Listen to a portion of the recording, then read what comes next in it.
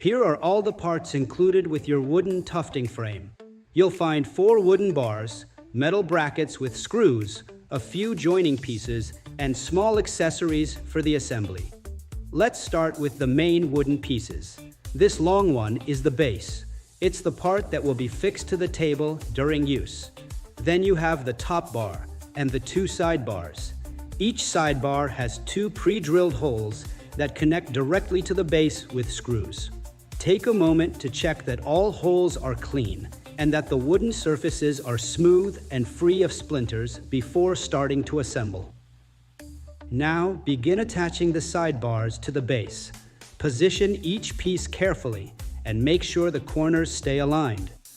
Once both sides are attached, place the top bar and fix it with the remaining screws. You can use a manual or electric screwdriver, depending on what you prefer. Tighten every screw gradually and evenly so that the pressure is distributed the same way on both sides.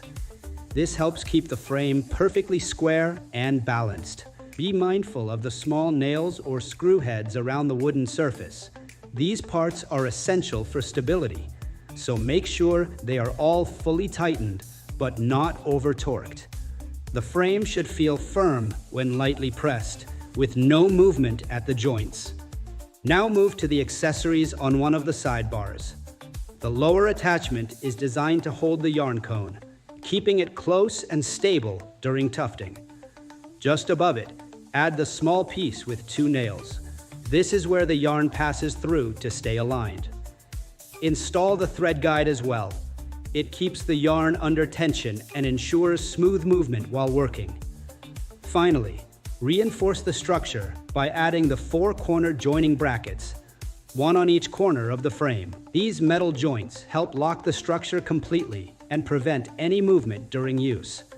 Tighten all screws evenly, then double-check that the frame remains aligned and steady. Your wooden tufting frame is now fully assembled, sturdy, and ready to be mounted on your table.